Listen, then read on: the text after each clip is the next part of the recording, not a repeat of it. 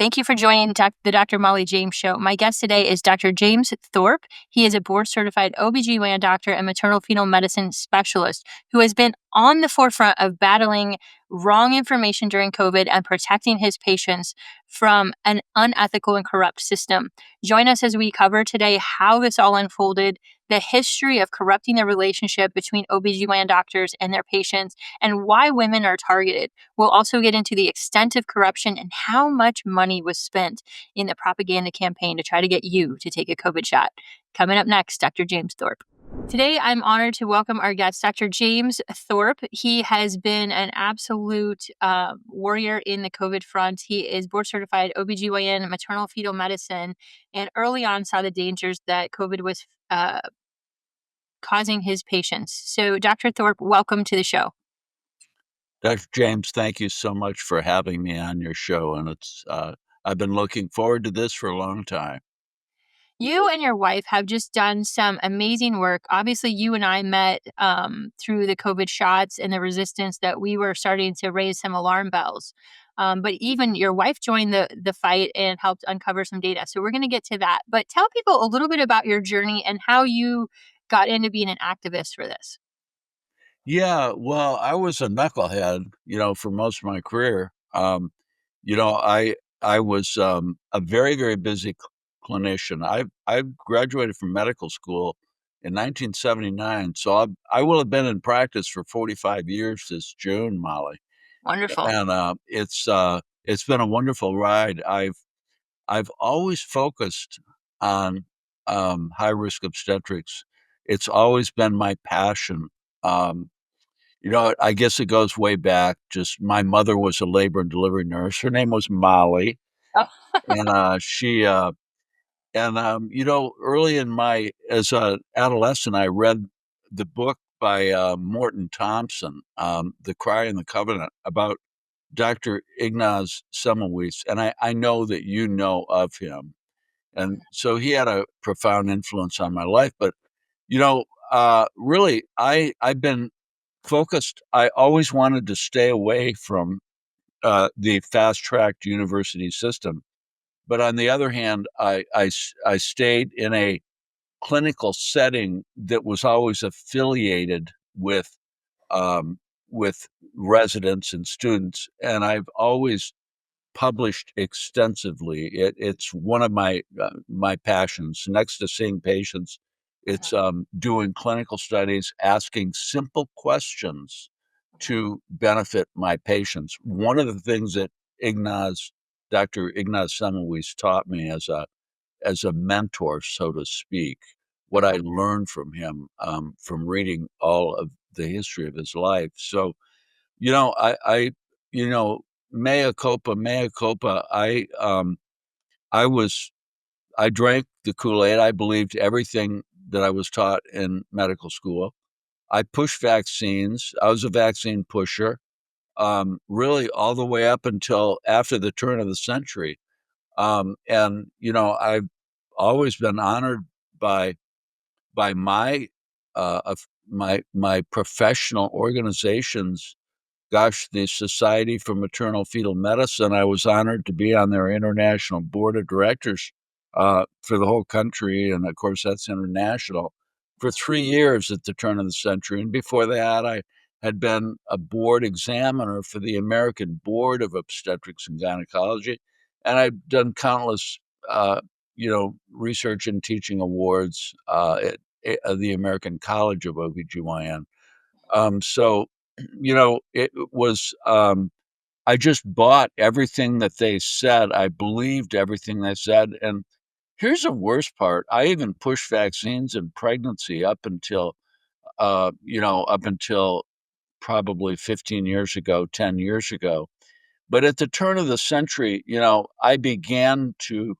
I think at the same time when the former editor of the New England Journal of Medicine. Her name was Dr. Marshall Angel.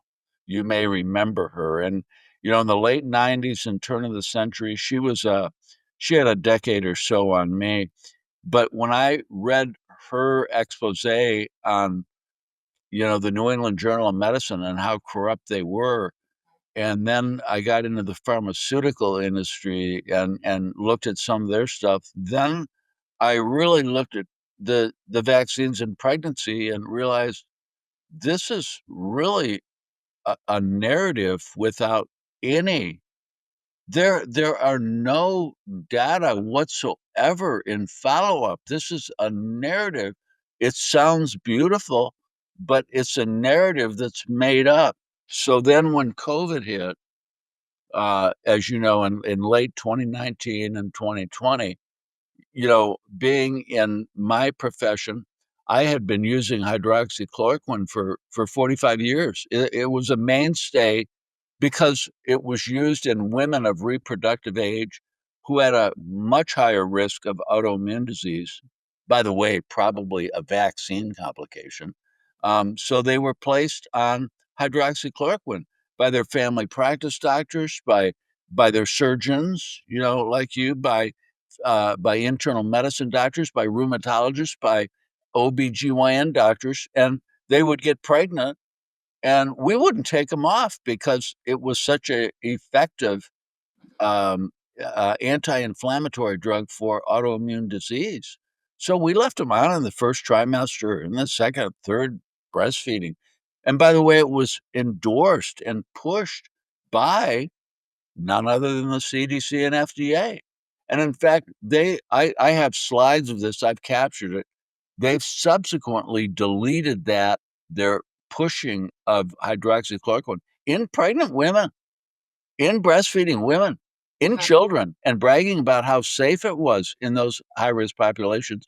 With you maybe remember it with a big picture with a large mosquito on it, and it was kind of a greenish, pretty picture, pretty ad. Mhm. Well, they took that off their site in 2018 or 2019. They deleted that. But fortunately, I'm married to a sleuth, and she got that picture for me, and now I have it archived. But so when I started treating my patients with hydroxychloroquine, I became villainized and attacked, and then I knew it was game over. So, was that really during 2020 when COVID hit that you became villainized for using hydroxychloroquine, or was it even before that? No, I was using hydroxychloroquine for 45 years in pregnant women. Uh-huh. And I knew that it was safe and effective because all of the pregnant patients, so many pregnant patients had been on it. Uh-huh. So I had experience with it. And I also knew from that 2003, 2004 NIAID sponsored study how effective it was in SARS-CoV-1. So there were so many different alternate therapies for COVID-19 and SARS-CoV-2, but I knew that hydroxychloroquine was extraordinarily effective. And by the way, so did many other people in the White House.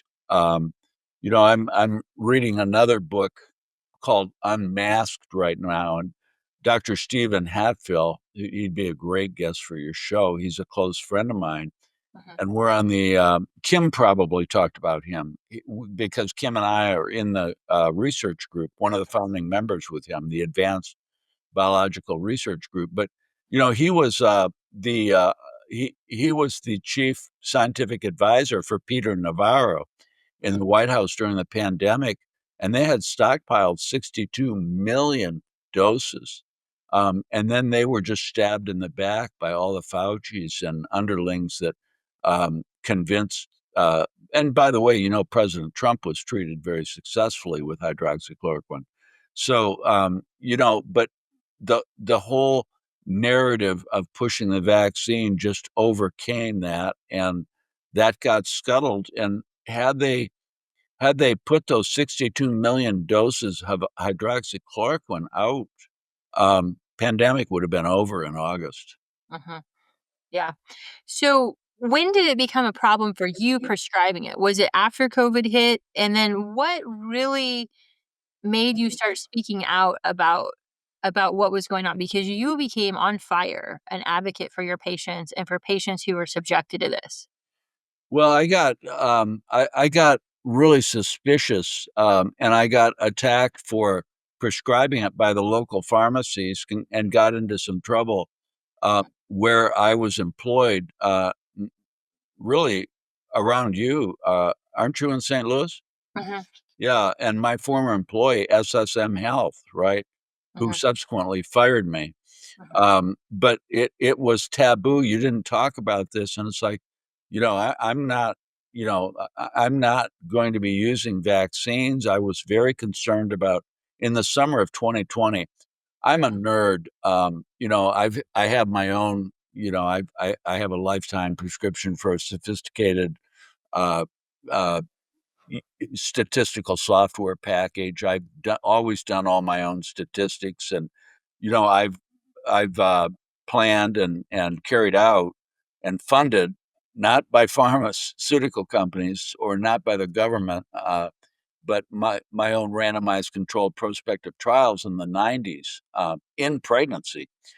So I knew how to plan and randomize studies and how to adequately study drugs. So I mocked up okay, what would it take for you, Jim, to feel comfortable prescribing this vaccine that they're working on? What would it take for me? What would be an adequate study? And I came up with a study which was a randomized, double blinded, placebo controlled trial that I worked out in detail, spent hours on it, obviously. And then the study would have required 35,000 patients in the placebo group, 35,000 in the treatment group, and it would have gone on for 10 years. It would have been a 10-year study, Molly. Now, there would have been an interim independent group that would have looked at the data independent of the researchers and the patients every year. And if there was a significant benefit or a significant risk, it would have been immediately terminated and published. That was my study. And I wasn't the only one that did that. Hatfield did that too, and probably many others. And I sent that to the president. I sent that to Fauci. I sent that to Gates. It was received with nothing but disdain. And so then by the middle of 2020, I was convinced that they were going to target women. And the reason why I knew they were going to target women was obvious because they targeted women throughout my whole career through OBGYN doctors. Why? Well, it's well known women make all the healthcare decisions in the world. So when a hospital wanted to increase their business, it didn't matter whether it was in surgery or whether it was in pediatrics. They would come to me. Okay, we got to capture these women when they're pregnant. We got to get them really juiced up about our system and treat them like gold. And then every other product line in the hospital and department will flourish if we can convince our women that we're the best. Hmm. That's exactly what they did on a national level, and they employed the highest level of PR firms, including Jay Winston at the Harvard School of Epidemiology and Marketing, to employ these techniques. So they did incredible research, but it wasn't on the vaccine. It was about marketing the drug and getting the women who were pregnant captured and targeted and convinced that it was safe, effective, and necessary in women. Yeah. Now, SSM Health, I actually worked at as well. They were the one health system that didn't fire me during COVID because I didn't work there anymore. But you and I both saw and talked to women who were told if you're pregnant, you have to get the COVID shot if you want to deliver at this hospital. You have to get it. If you want to be my patient, you have to get it. Talk to us about the ethics of that. The It's beyond unethical. It is, and this goes back now. I've learned so much. This goes back hundreds of years with vaccines. This has been an ideology. This has been a cult uh, based upon really no science based upon myth. Just unbelievable. But, you know, when you look at, I can understand, the Peter McCulloughs and the Mollie James and the Pierre Corys who aren't OBGYN docs. I can understand them and their organizations, just coming down on them and giving these mandates. But wait a minute, my organizations of pregnant women, American College of OBGYN, American Board of OBGYN, Society of Maternal Fetal Medicine, 60,000 OBGYNs in the country. No, there's no way they're going to ever convince us because we've lived through, we've seen thalidomide in our lifetimes, in our careers. We've seen diethylstilbestrol. These were horrible, horrible blights on human reproduction, and they're in our lifetime. There's no way that they are going to convince 60,000 OBGYN doctors, but they did it very easily by threatening them. Yeah. I remember that one of the hospitals I worked with had an OBGYN that was pregnant that did a video of why she got the shot. And these people who got it were glorified at the hospital level. They were put on posters and they were given buttons and celebrated. Now, unfortunately, I think they're suffering some health consequences from that. Yeah, it's a really unfortunate thing because you're exactly right. When, say, um, young Miss Smith, Mr. and Mrs. Smith, 25 years old, 30 years old, pregnant for the first time, in 2021, they go in to see their doctor and they are speaking. This is one of the most probably, I don't want to exaggerate this, but I think we describe this well in our publications and it's in others how a physician's OBGYN's relationship with her patient and patient's husband is probably the most sacred and sensitive relationship of all physicians. And this is why, because this patient has complete trust and adoration of their OBGYN doctor. They trust their doctor more than anybody. But what happened? Well, they weren't talking to Dr. Miller. Dr. Miller was threatened by her employer, and more importantly, threatened by the three institutions I talked about, and told essentially in a September 27, 2021 um, letter sent to 60,000 OBGYN doctors, you will follow the dictates of HHS and ACOG. And if you don't, this came from the American Board of OBGYN that has the power to destroy you and take away your license and take away your state license and take away your board certifications that you worked for all your life. You can't practice in a hospital without being board certified, let alone. And then they also got the Society for Maternal Fetal Medicine involved, the American College of OBGYN involved in that same letter, and worse, the Federation of State Medical Boards. They're all corrupt. And they said, we will take away your license, we will destroy your career unless you push this in pregnant women. So they didn't have the courage, they didn't have the ethical integrity to say, no, this is wrong. And by the way, they were purposefully kept too busy.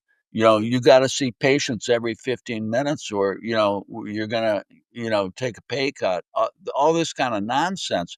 They captured physicians as slaves and then they told them what to do. And this is why the patient, Mr. and Mrs. Smith, with their new 12, 8-week pregnancy, first time visit. I mean, this is the most intimate physician patient relationship, everything, sex life, you know, theology, religion, a new life created in a womb. Oh, I trust my doctor. I love this has been documented in so many books. The relationship that's developed between it almost rivals that in many ways of a spouse. And those aren't my words; those are right out of other people's writings. So they had to capture women for two reasons. Number one, I mentioned the marketing reason, but number two, they had to convince women that the drug was in their best interest, and if they didn't take it, their life and their baby's life would be in jeopardy. And that's exactly what they did. So when you look at the early trials, Molly, they were predominantly women. And by the way, they were predominantly in the V-Safe system. They were women in healthcare workers. Okay. And so it was an absolute travesty. And then you have the collusion, the horrible, murderous, genocidal collusion that took part by the New England Journal of Medicine, the two editors. The editor in chief is Eric and Rubin, and the managing editor, Stephen Morrissey, colluded with HHS CDC then director, Rochelle Walensky, and her, you know, he's got a military appointment, Tom Shimabukuro, that's been pushing the vaccines in the CISA and the Vaccine Safety Committee in the FDA for 10 years. They got together with them, and on April 21st, 2021, the online edition of the New England Journal of Medicine had two articles in it. One was between Rochelle Walensky and the editors, and that was more of an op ed recording. And basically, what they said was it's safe in pregnancy, and pregnant women that won't take it, they're at risk of dying from COVID, and their babies are at risk for being damaged. And then the separate article was the famous Tom Shimabukuro and the 20 other co authors that they never wrote that article. It was a ghostwritten article by Pfizer, and I tore into it from the very beginning because they advertised a miscarriage rate of 12.6%. And I was the first one to pick up on this. And I talked to a lot of smart people that it was right over their head, including many really excellent researchers that said, well, what's wrong with the study? Mhm. Well, it's really clear what's wrong with the study. They took 700 patients. And they can't ever get out of it. They took 700 patients that actually got the vaccine in the third trimester. When they were out of the window for a miscarriage, Mm. Molly, a miscarriage can't occur. The window for a miscarriage is 20 weeks, 19 weeks and 6 days. And the vast majority of those occur, before 13 weeks. So when they take the miscarriage rate for those women that got the shot in before 20 weeks, it was 82%. But they took those 700 patients, they put them in the denominator and diluted it to 12.6%. This is what they did. This is sixth grade mathematics, and Mhm. I exposed it. And but of course, because people pay homage, this is the most elite medical journal in the world. No, they're scumbags. They've been doing this for decades. So when I pointed that out, it was very slow to get traction. It's finally got some traction. I published it in multiple different peer-reviewed articles, but Mhm. they there was collusion there. There was a conspiracy. Rochelle Walensky paid money. The HHS paid money to the New England Journal of Medicine to push their narrative. And that's what they did with all of the NGOs. And my research team, including my wife, Maggie Thorp, has proven this, and we've published this, and we've showed the money flow in our article that we published last year. The money flow went from HHS to the Massachusetts Department of Health, and then it was funneled from the Massachusetts Department of Health to the Massachusetts Medical Society. The Massachusetts Medical Society owns the New England Journal of Medicine. Uh-huh. So they were nothing more than, you go back to my example of Mr. and Mrs. Smith going in to see their OBGYN doctor that wasn't really the OBGYN doctor. She was forced to parrot the government narrative. And then you have the same thing happen with the NGO of the New England Journal of Medicine. They're bribed with massive amounts of money, get massive amounts of pharmaceutical advertising, as you can see. The FDA and the CDC are funded over 50% of their budget is from vaccine profits and patents, royalties. So every single fiber of the tapestry of our society were given money. No, were they in on the real reason a few of the global elites, to destroy humanity? No, they didn't know it on that level. No, they weren't colluding on that level. They didn't know it. They just bought in, and they were nothing more than whores and prostitutes. They just cared about the money. By the way, including Pfizer and Moderna, they were nothing more than paid whores. All they cared about was the money. This was a DoD product, as you know. So I'm going to stop and rewind just a minute because you said we took this data. It was a 12% miscarriage rate after they fudged it. After they fudged it. Right. That's still massive, isn't it? A 12.6 miscarriage rate is still threefold higher than it should be. When a young, healthy, pregnant woman and her husband go to their booking visit, what we used to call the booking visit, the first visit, they have an ultrasound, baby's heart rate's 160 and beautiful. The miscarriage rate's about 2 or 3%. Okay. Just ask Kimberly Biss. Yeah, we just yeah, we did. She's been on and she's shown the data that it went from 4 to 12 to 15%.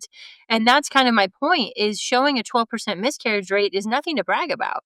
So even after they fudged it, it still looks terrible. And you know what looks even more terrible is that every single one of those 21 authors worked for the FDA and the CDC and HHS and the government. They were all government employees, Mhm, and they never declared that. That's you have to declare that. And by the way, this is the other thing that we pointed out. My research team pointed out in many of our publications mhm. um, is that my again Maggie. Man, I'm glad I'm married to her, and I'll never have to be on the other side of the courtroom with facing her. But she digs up the New England Journal of Medicine ethical statement. Well, it's clearly delineated that all authors are obligated to declare a financial any type of a conflict of interest. Mhm, So the authors themselves, Shima Bakuro and Rochelle Walensky authored that op-ed with the two editors. So the two editors of the New England Journal of Medicine and Rochelle Walensky, they violated the New England Journal of Medicine ethical standards, and we showed that. And not only did they, but then the second article with the 21 authors on that really launched the whole world of pregnant women to get the vaccine. Can you imagine that? They didn't declare their massive financial interest. Any journal in real life, Tom Shimabukuro, who was involved with the Vaccine Safety Committee of the FDA to be first author? No journal, no peer review legitimate journal would ever have accepted that mhm. at face value with that alone. Yeah. And as people, and I'm sure you fall into this too, you want to follow evidence based medicine. But when people ask me that now, I just like colleagues, I just laugh because what evidence are you talking about? Are you talking about the completely corrupted medical journals who've been lying for years, who lost the deaths after people were given Pfizer shots? they had a cardiac arrest at home and just were dropped from the study. We didn't care that they had a cardiac arrest 3 days after a shot. Are you talking about that data? Or are you talking about what I see before my very eyes and what my peers that I trust tell me they're seeing in their practices?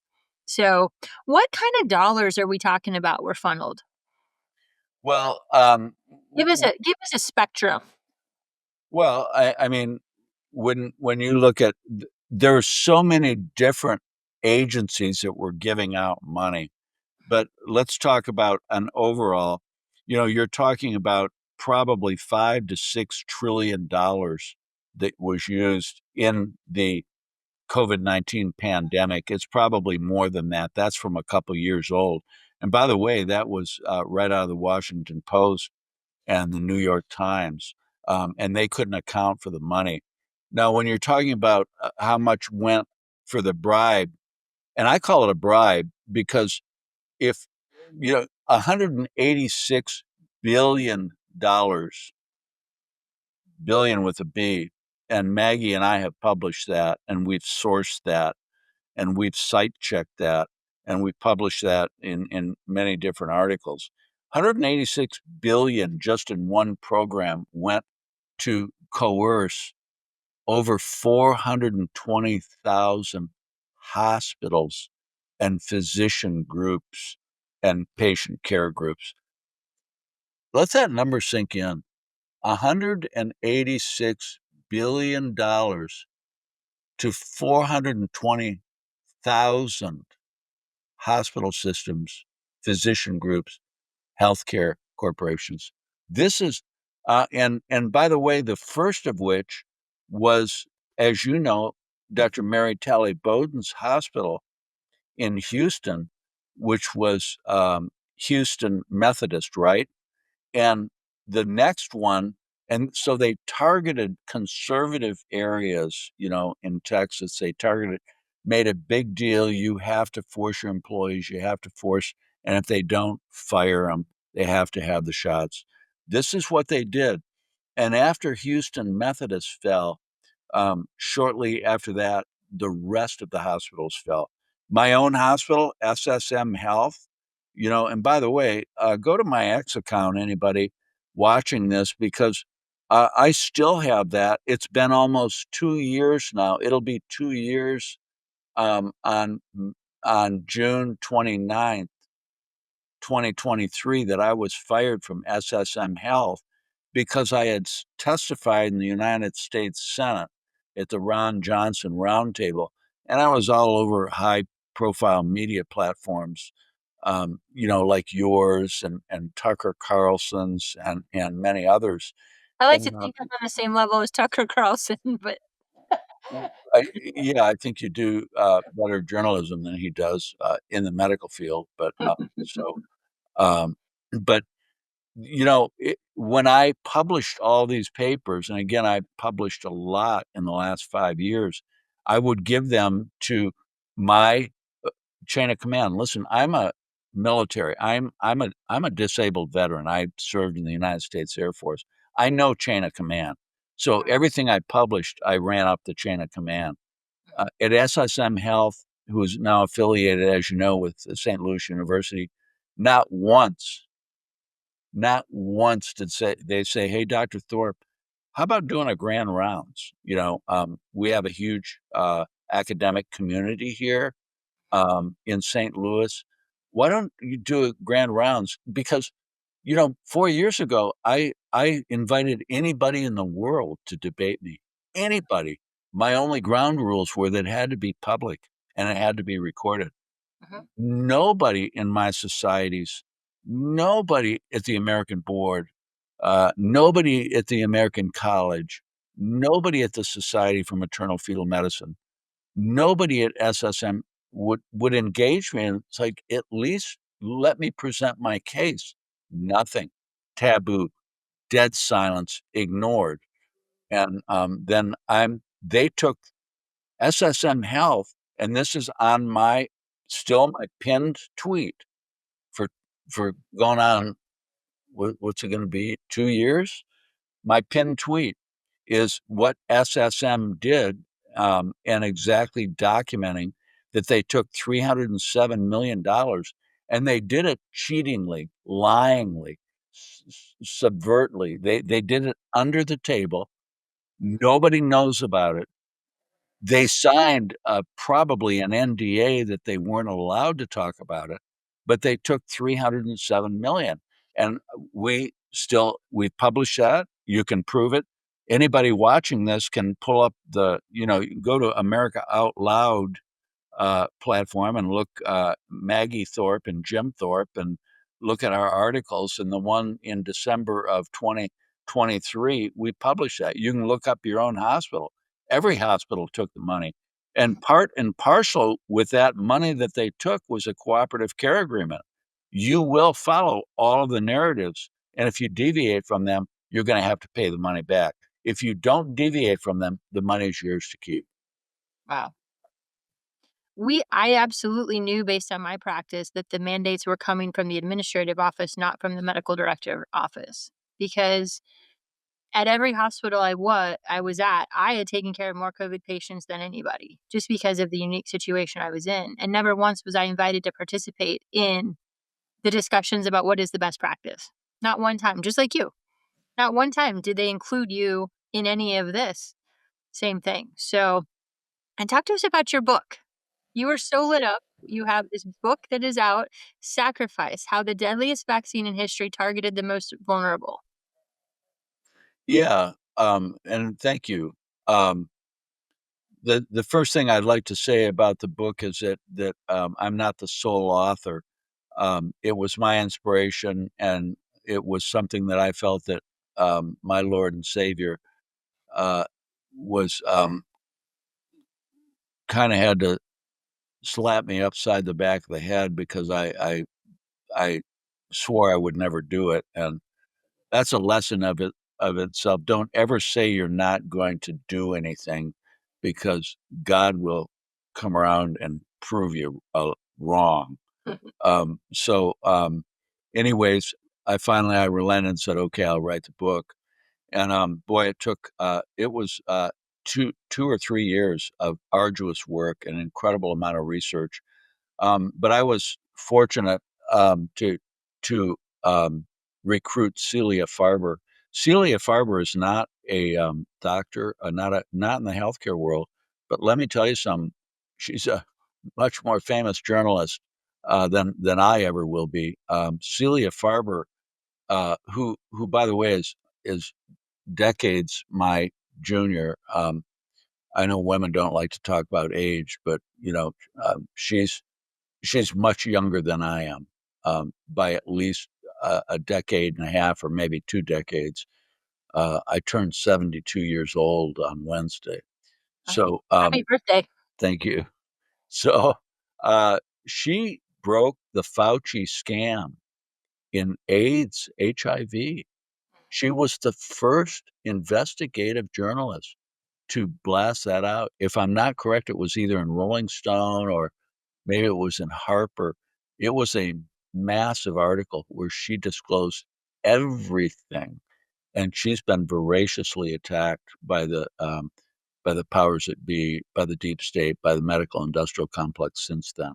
So getting her as a co-author was just awesome. And then I did, basically we collaborated. We wrote it together, and it took a long time. And I've spent 20 or $30,000 just of my own money, um, preparing for it, paying for the website for the book and all the other, IT stuff. It was published by Skyhorse, and interestingly, it was published on February 18th, which is a notable day. A lot of nuances there, which I won't go into. And but I'll tell you what, the thing that I'm most proud of, I'm working a couple of jobs right now, and I'm working down in your neck of the woods. I won't mention where in Missouri, but in Southwest Missouri, I love the community down there. I love the people, and I've done 2 book shows at the request of the Barnes and Nobles down there that have just the people are just opening up their eyes. But my other employee is the wellness company. And I said to the wellness company that, my heart is for the victims. My heart is for the 30 million Americans who have family members killed or injured. And this is, unfortunately, I'm an empath, and this has really, really caused a lot of pain and a lot of emotional distress watching these people, like the Martin family, so many of them that too, and you've met and you've prayed with and cried with and grieved with. So I said, I'm going to I'm not going to recoup any of the large amount of money I spent on this book from profits, and I'm all of the profits I want to donate. And I propose that we at the wellness company start a fund that is solely for the purpose of compensating those COVID-19 vaccine victims. And I challenged the Foster Colson, the founder and the CEO, Peter Gillily, and they were so excited. So we have a fund, and we it's already funded. We've already got a large amount of money in there. Maggie and I made a very large donation, and they matched it. We've already made our first grant, Oh, and wonderful. our first grant went to a family who I just love, and I know Peter Gillily loves too, because this family is the Martin family. Alan and Taylor Martin, you know them, right, Molly? I don't know if I do. Oh, okay. Well, for the audience, go to Shot Dead, the movie, and all you simply do is shotdead.org, one word, and watch the movie. In that movie, there are three vaccine victims: um, Ernesto Ramirez's son, the White's baby that was killed by the vaccine, Ernesto Ramirez, and then Mr. and Mrs. Martin, who are from Tulsa, Oklahoma. Also, I was featured in that film with Dr. Peter McCullough. Well, their beautiful daughter, Trista Martin, was killed by the Pfizer vaccine, and they became so in debt with all the circumstances surrounding her death. This girl is she's a spitting image for my oldest daughter at her age, a beautiful daughter of our Most High God. And, you can go and look at pictures. They're posted all over my X account and everywhere else.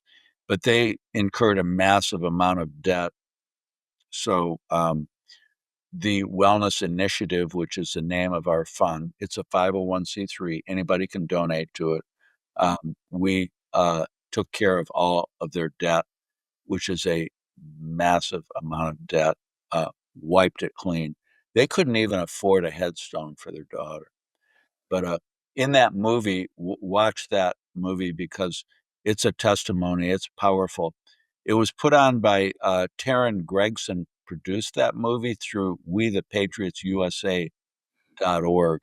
And Taryn Gregson, you may remember, is the famous ESPN sportscaster for the golf, ESPN golf announcer, professional golf, PGA, right?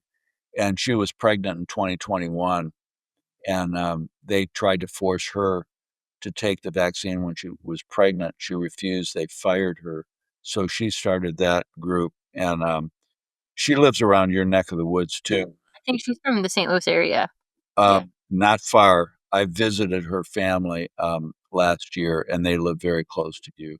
But I'll tell you what, there's a lot of, I've been in a couple of different um, movie documentaries. This is a very high quality one. Maggie and I we flew out to the film festival at Santa Monica where it was featured. It's been featured in half a dozen film festivals around the country. It's won a few awards. And So it's a very well done movie, but it doesn't. you're an empath too, and I know that you have a lot of you lie. Of course, surgeons in don't generally don't. It's not healthy for a doctor to have an empath score of 10 on a 0 to 10 scale. It's not healthy. It's But really not. unfortunately, that's where I am. Most surgeons don't fall at a 10, but you're not too far from that. But it's not healthy because you don't sleep, you do a lot of grieving and a lot of crying, and you have a lot of emotional pain from the devastation, the killing and destruction that I've seen in the last 5 years.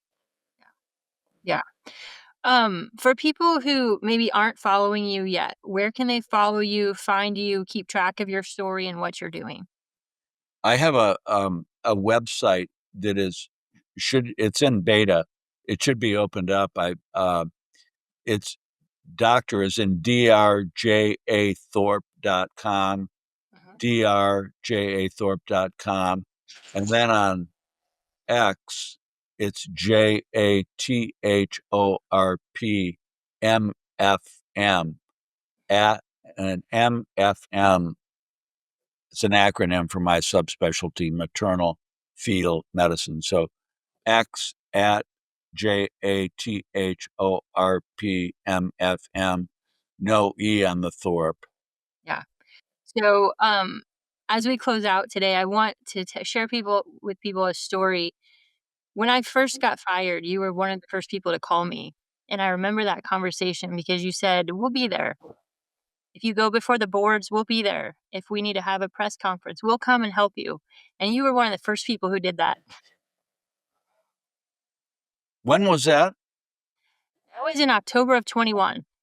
Yeah, I remember, I remember you very well long before we met. Uh-huh. I remember you, and I remember, McCullough, and I remember Corey, and you all were very crucial in, in empowering me and the the knowledge that I had and the anger of what they were doing. You really empowered me. Yeah, it meant a lot to me because at that time, I didn't know if I was gonna lose my medical license or get arrested or I had no idea. So that really meant a lot. You have a good heart and you really take care of people and are impassioned. So thank you and continue the fight. Any last words? How do we set medicine right so this never happens again? Because if people realize the Grand Canyon from where we should be to what happened, they would be so infuriated. So, how do we prevent this from never happening? Well, that's a great question because it's been happening since the advent of humanity. There's nothing new under the sun. What has been done will be done again. And this, we have to get our government under control. We have to. I think that President Trump is doing a good job of exposing the corruption, but unless people are held accountable, it will happen again. And I look at Marty Macri. I mean, he's such a disappointment to me.